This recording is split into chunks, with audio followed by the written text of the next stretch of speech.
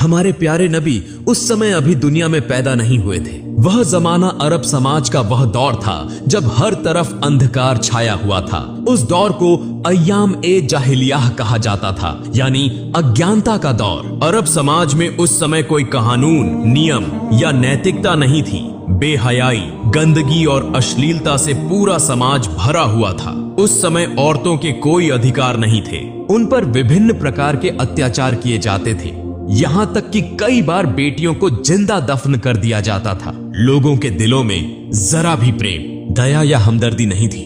औरतों को मात्र भोग की वस्तु समझा जाता था। यहाँ तक कि बाजारों में पुरुष और महिलाओं को गुलाम और बांदी बनाकर बेचा जाता था। उस समय विभिन्न क्षेत्रों से मुसलमान खाने काबा का तवाफ करने के लिए मक्का आते थे, लेकिन खाने काबा के अंदर 360 मूर्तियां रखी हुई थीं, क्योंकि उस समय मक्का में मुसलमानों के साथ साथ ईसाई, यहूदी और विभिन्न कबीलों के लोग भी व्यापार के लिए स्थायी या अस्थायी रूप से बसे हुए थे। उनमें काफिरों और मुशरिकों की संख्या अधिक थी, इसी कारण उनका दबदबा सब पर बना हुआ था। फिर 570 ईस्वी का समय आया जब मक्का के प्रधान नबी करीम के दादा और कौरैश कबीले के सरदार अब्दुल मुत्तलिब थे, जो खाने काबा की देखभाल के जिम्मेदार भी थे। उस समय नबी अपनी माता आमिना के गर्भ में थे। इसी दौरान एक दिन अरब में एक बड़ी हाथियों की सेना दिखाई दी, जो धीरे धीरे मक्का की ओर बढ़ रही थी।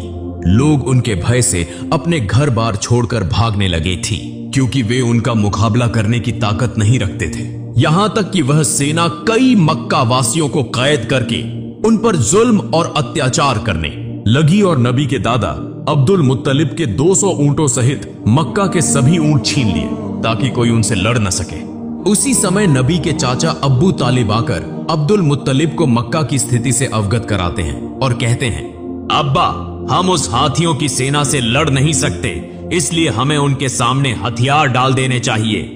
तब अब्दुल मुत्तलिब अपने बेटे अबू तालिब को लेकर हाथियों की सेना के सरदार से मिलने के लिए रवाना होते हैं। इस सेना का सेनापति था मक्का के पड़ोसी क्षेत्र यमन का शासक अबरहा।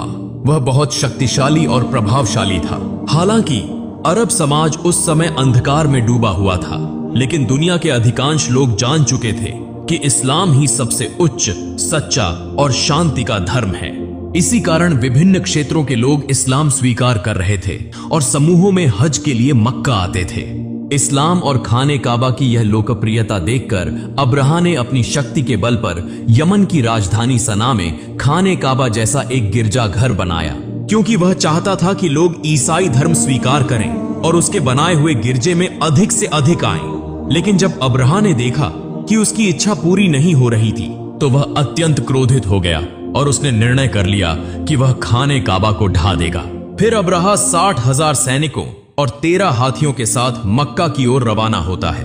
उसी समय अब्दुल मुत्तलिब उसके पास पहुंचकर उससे कहते हैं, मैं तुम्हें चेतावनी देता हूं, जिस घर को तुम गिराना चाहते हो वह अल्लाह का घर है, इसलिए इस खतरनाक काम से बाज आ जाओ। लेकिन अब्रहा ने उनकी बात सुनने से इनकार कर दिया।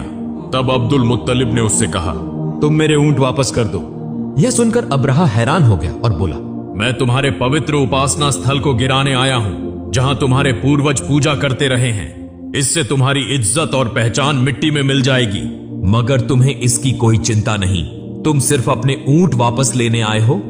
तब अब्दुल मुत्तलिब ने उत्तर दिया, मैं अपने ऊंटों का मालिक हूं, इसलिए मैं उन्हें लेने आया हूं। लेकिन इस मक्का और खाने काबा का असली मालिक अल्लाह है। निश्चित रूप से मुझे विश्वास है कि अल्लाह स्वयं ही इस काबा की रक्षा करेगा। अब्रहा ने उत्तर दिया, आज मैं यह भी देखना चाहता हूं कि तुम्हारा अल्लाह किस तरह मेरे हाथों से खाने काबा को बचाता है।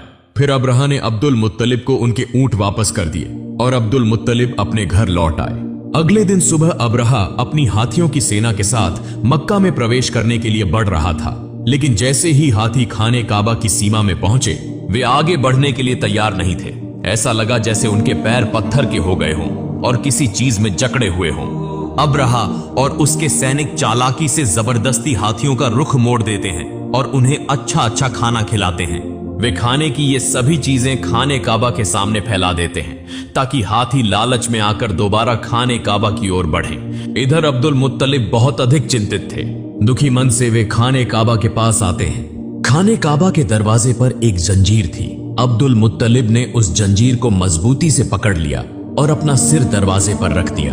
फिर अल्लाह ताला से दुआ करने लगे, हे अल्लाह, यह घर तेरा है और इसकी रक्षा की जिम्मेदारी भी तेरी है। हम तो सिर्फ तेरे बंदे हैं, हमारे बस में कुछ भी नहीं। अब तू ही अपने घर की रक्षा कर। यह दुआ करते हुए उनकी आंखों से आंसू बहने लगे। तभी अचानक अब्दुल मुत्तलिब ने आकाश से एक आवाज सुनी। वे धीरे धीरे आगे बढ़े और जैसे ही उन्होंने नजर उठाई, उन्होंने देखा कि आकाश से सैकड़ों अबाबील पक्षी मक्का की ओर आ रहे हैं। अब्दुल मुत्तलिब आश्चर्य से पक्षियों को देख रहे थे और मन में सोच रहे थे, शायद यह अल्लाह की ओर से भेजी गई वह रहमत है जो आज खाने काबा को बचाने के लिए आई है, वरना इतने अधिक अबाबील पक्षी यहाँ क्यों आए हैं। हर अबाबील के पास 3-3 कंकड़ियां थीं। एक कंकड़ी उनकी चोंच में थी और 2 कंकड़ियां उनके पंजों में थीं। अब्दुल मुत्तलिब ने देखा कि सभी अबाबील पक्षियों ने खाने काबा के चारों ओर घेरा बना लिया है, यहां तक कि वे तवाफ कर रहे हैं। तब वे समझ गए कि आज दुनिया की कोई ताकत खाने काबा को नष्ट नहीं कर सकती। फिर सभी अबाबील पक्षी तेजी से अब्रहा की हाथियों की सेना और उसके सैनिकों पर टूट पड़े। अब्रहा के सैनिक पक्षियों को देखकर बेहद डर गए और वहां से भागने लगे। लेकिन तब तक सभी अबाबील पक्षी अपनी चोंच और पंजों में मौजूद कंकड़ियां अब्रहा की सेना और हाथियों पर बरसाने लगे, जैसे आकाश से पत्थरों की बारिश हो रही हो। यह देखने में आया कि हर कंकड़ी सैनिकों के शरीर को चीरकर आर पार हो रही थी और पलों में पूरा लश्कर नष्ट हो गया। यहां तक कि अब्रहा भी वहीं मारा गया और अल्लाह ताला ने उन काफिरों को तबाह कर दिया। यह अल्लाह रब्बुल आलमीन की कुदरत थी कि उन्हीं छोटे छोटे पत्थरों के जरिए 60,000 सैनिक और 13 हाथी नष्ट हो गए। यह घटना कुरान पाक की सूरह अल फील में बयान की गई है, जहां अल्लाह ताला फरमाते हैं, क्या तुमने नहीं देखा कि तुम्हारे रब ने हाथी वालों के साथ क्या सलूक किया? क्या उसने उनकी चालाकी को नाकाम नहीं कर दिया? अल्लाह ताला ने उनके खिलाफ झुंड के झुंड अबाबील पक्षी भेजे, जिन्होंने हाथियों की सेना पर छोटे छोटे कंकरीले पत्थर बरसाए, जिसके परिणाम स्वरूप वह सेना कुचले हुए तिनके की तरह हो गई। इसी तरह उस दिन अल्लाह ताला ने खाने काबा की रक्षा की। इस घटना के लगभग 2 महीने बाद एक रात एक अद्भुत घटना घटी। मक्का के लोग अपनी अपनी व्यस्तताओं में लगे हुए थे। उसी रात नबी करीम के दादा अब्दुल मुत्तलिब खाने काबा की छत पर खड़े थे। अचानक उन्होंने आकाश पर एक चमकदार रोशनी देखी जो पूरे अरब, पूर्वी क्षेत्रों और पूरी दुनिया में फैल रही थी। यह दृश्य देखकर अब्दुल मुत्तलिब हैरान रह गए और तेजी से नीचे उतरे। जब वे खाने काबा के अंदर पहुंचे तो उन्होंने देखा कि वहां मौजूद 360 मूर्तियां जो विभिन्न मूर्ति पूजकों ने रखी थीं, स्वतः गिरकर टूट रही थीं। वे खाने काबा से बाहर निकले तो उन्होंने यह दृश्य भी देखा कि कूफा और शाम के बीच पानी का प्रवाह शुरू हो चुका है, जबकि कई वर्षों से वहां पानी का नामो निशान तक नहीं था। उसी समय उनकी नजर अपने घर की ओर पड़ी। वे देखते हैं कि उनके घर से एक अजीब रोशनी निकल रही है, ऐसी रोशनी जो उन्होंने पहले कभी नहीं देखी थी। अब्दुल मुत्तलिब धीरे धीरे अपने घर की ओर बढ़ने लगे और जैसे ही वे दरवाजे के करीब पहुंचे, उन्होंने देखा कि अन्य बीबी आमिना की गोद में एक नूरानी बच्चा मौजूद है, जिसके शरीर से असाधारण रोशनी निकल रही है। यह दृश्य देखकर अब्दुल मुत्तलिब की आंखों से आंसू बहने लगे, क्योंकि इस अंधकारमय अरब समाज में चिराग बनकर आने वाले प्यारे नबी हजरत मोहम्मद दुनिया में तशरीफ ला चुके थे। अगले दिन अब्दुल मुत्तलिब ने अपने प्यारे नवासे की अकीकी की, ऊंट जबह किया और गरीबों व जरूरतमंदों को खाना खिलाया। इस मौके पर उनके बेटे अबू तालिबा भी उनकी मदद कर रहे थे। इसी दौरान नबी के चाचा अबू लहबा वहां पहुंचे, मगर जब उन्हें पता चला कि उन्हें गरीबों के साथ बैठकर खाना पड़ेगा तो वे दरवाजे से ही वापस लौट गए, क्योंकि अबू लहब बहुत घमंडी इंसान था। इधर हजरत आमिना के सीने में दूध नहीं था, इसलिए नबी करीम को दूध पिलाने के लिए एक आदाई को बुलाया गया। वह दाई दरअसल अबू लहब की पत्नी की बांदी थी। जब अबू लहब घर वापस आया तो उसकी पत्नी ने उससे गुस्से में झगड़ा किया कि तुमने मेरी बांदी को यह काम करने क्यों दिया, क्योंकि असल में भी अबू लहब की पत्नी भी बहुत घमंडी औरत थी। दूसरी ओर यहूदी विद्वान एक स्थान पर बैठकर आपस में चर्चा कर रहे थे। वे यह समझ चुके थे कि जरूर कोई खास बच्चा पैदा हुआ है, क्योंकि वो उनकी धार्मिक किताबों में इसका उल्लेख था। जिस रात प्यारे नबी का जन्म हुआ, उस रात आकाश पर जो प्रकाश प्रकट हुआ, उसे देखकर यहूदी और ईसाई विद्वान समझ गए थे कि वह बच्चा दुनिया में आ चुका है। मगर ये यहूदी सबसे अधिक चिंतित थे, क्योंकि उनमें से किसी भी यहूदी के घर ऐसा बच्चा पैदा नहीं हुआ था। तो फिर वह बच्चा कौन हो सकता है? इसीलिए यहूदी सरदारों ने कई बच्चों को खरीदने की कोशिश की ताकि उस बच्चे को अपनी जाति में शामिल कर सकें। बल्कि उन्होंने कई धोखेबाज औरतों को पैसे देकर वो आदेश दिया कि वे किसी खास निशानी के माध्यम से उस नबी को खोजें। कुछ दिनों बाद बच्चों के नाम रखने का एक समारोह हो रहा था। वहां कई बच्चों के नामों की घोषणा की जा रही थी और सभी लोग खुशियां मना रहे थे। इसी सभा में अब्दुल मुत्तलिब भी आए, अपने प्यारे नवासे को गोद में लिया और उसका नाम रखने के लिए आगे बढ़े। अब्दुल मुत्तलिब पहले उस काले पत्थर पर हाथ रखते हैं, तभी खाने काबा के दरवाजे का कुंडा दरवाजे पर खुद ब खुद टकराने लगता है और नन्हे नबी के शरीर से नूर की किरणें निकलने लगती हैं। अब्दुल मुत्तलिब सबके सामने खड़े होकर बच्चे का नाम मोहम्मद रखने की घोषणा करते हैं। यह सुनकर वहां मौजूद विभिन्न कबीलों के लोग हैरान रह जाते हैं और कहने लगते हैं, यह कैसा नाम है? यह तो हमारे किसी देवी या देवता के नाम से नहीं मिलता। वास्तव में उन्होंने इससे पहले मोहम्मद नाम कभी नहीं सुना था, इसीलिए लोग आपस में इस नाम पर बहस करने लगे।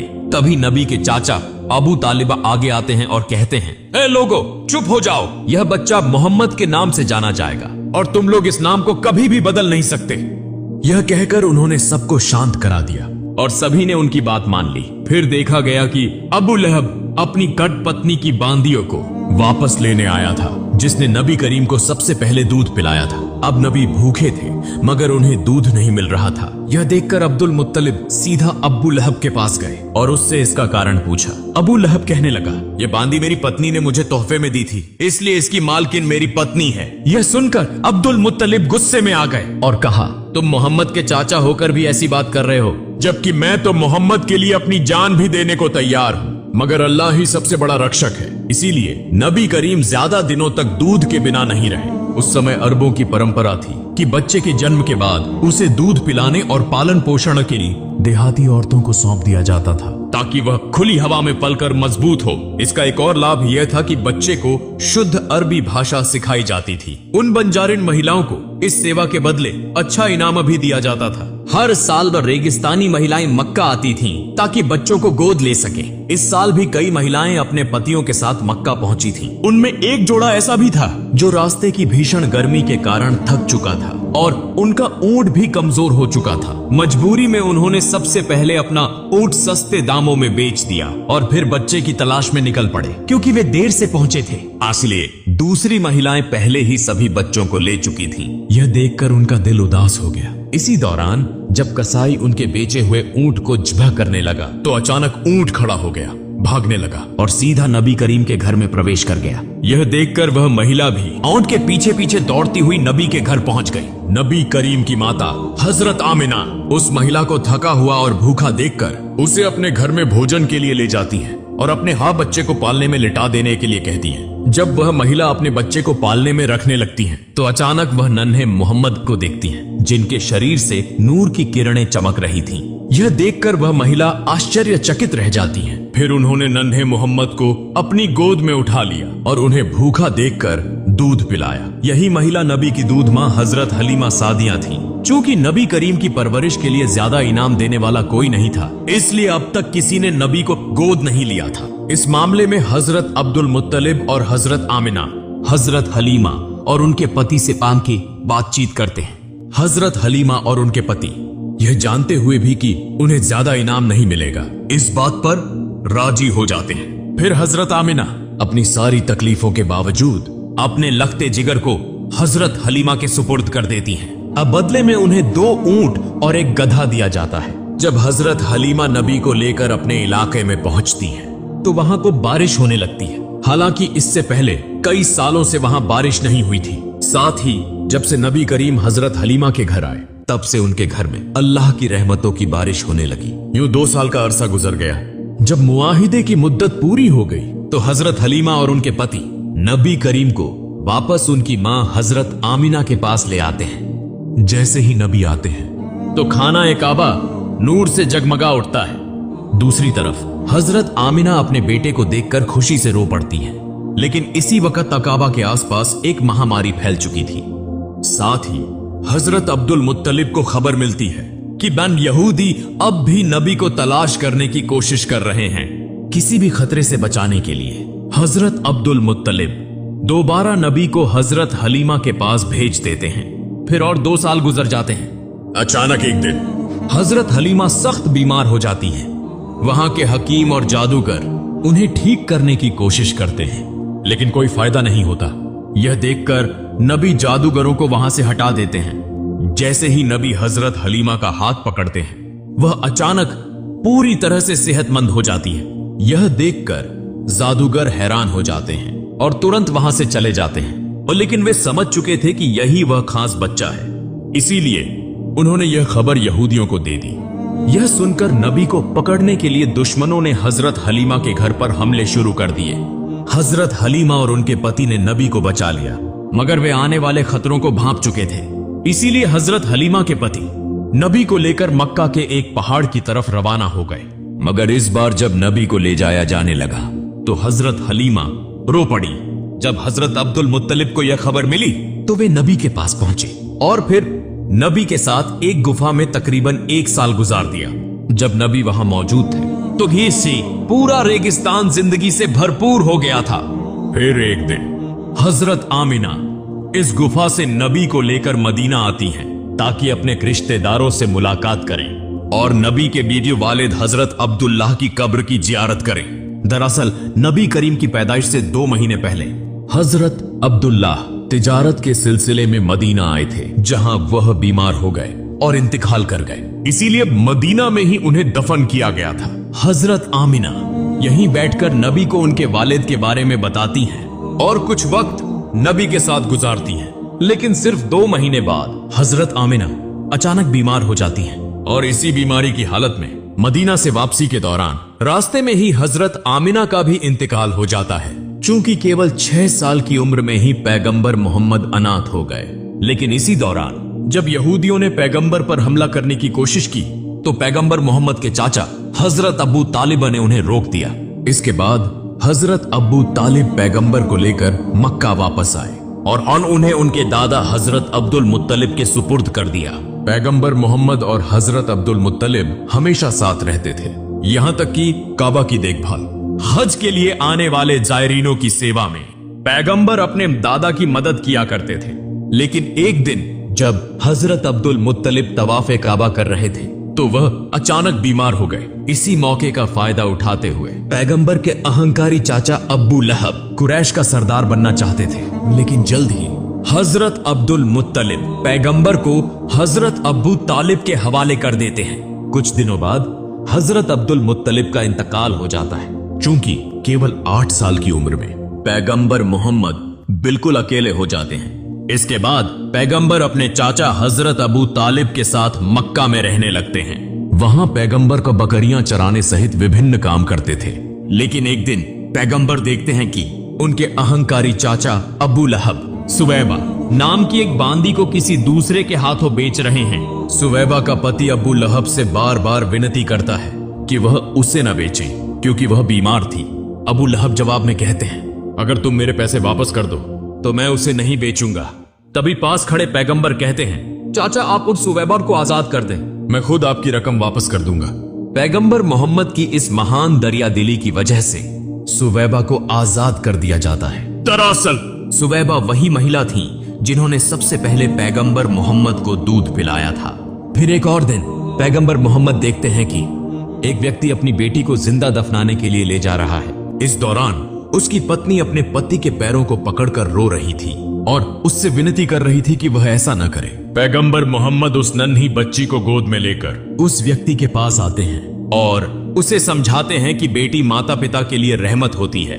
पैगंबर की बातें सुनकर उस व्यक्ति का दिल मोहब्बत और रहमत से भर जाता है और वह अपनी बेटी को खुद अपनी गोद में उठा लेता है। इस तरह समय बीतता गया और पैगंबर की उम्र 12 साल हो गई। इधर उनके चाचा अब्बू तालिब चूंकि एक व्यापारी थे तो अरब की परंपरा के अनुसार वह हर साल शाम सीरिया की यात्रा किया करते थे। इस बार पैगंबर ने जिद की कि वह भी सादी अपने चाचा के साथ शाम जाना चाहते हैं। चूंकि यात्रा की शुरुआत हुई, रास्ते में वे बुसरा नामक एक जगह पर रुके जहां एक चर्च में एक यहूदी धर्मगुरु रहता था। उसने पैगंबर और उनके चाचा अब्बू तालिब सहित पूरे काफिले को खाने की दावत दी। जब उसने नन्हे मोहम्मद को देखा तो वह तुरंत समझ गया कि यही आखिरी और सबसे महान पैगंबर हैं। यह वही बात थी जो उनकी धार्मिक किताबों में लिखी थी, जो उन्होंने अपनी आध्यात्मिक दृष्टि से महसूस की थी। फिर उसने हजरत अबू तालिब से कहा, मोहम्मद तुम्हारी पनाह में है, इसलिए तुम्हें और ज्यादा सतर्क रहने की जरूरत है। और यह भी कहा कि तुम्हें मोहम्मद को लेकर शाम नहीं जाना चाहिए, क्योंकि वहां के यहूदी उन्हें नुकसान पहुंचा सकते हैं। यह सुनकर हजरत अबू तालिब ने अपना इरादा बदल दिया और वे वापस मक्का लौटने लगे। लेकिन रास्ते में वे उस यहूदी धर्मगुरु को घायल अवस्था में देखते हैं, जिसने बार बार पैगंबर मोहम्मद को नुकसान पहुंचाने की कोशिश की थी। यह देखकर पैगंबर अपनी सवारी से उतरते हैं और उस यहूदी के मुंह में पानी डालते हैं, फिर उसे समुद्र के करीब ले आते हैं। वहां पैगंबर देखते हैं कि एक महिला और उसके 2 बच्चों को जंजीरों से बांधकर एक मूर्ति के सामने रखा गया था, ओबली के लिए।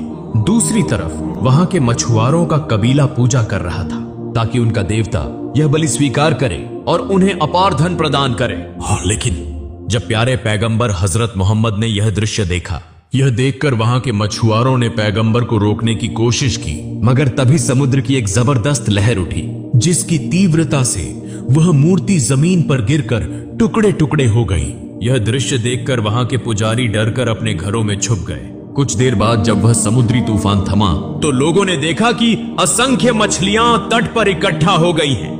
यह देखकर मछुआरे हैरान रह गए और जल्दी से वे मछलियां पकड़ने में व्यस्त हो गए।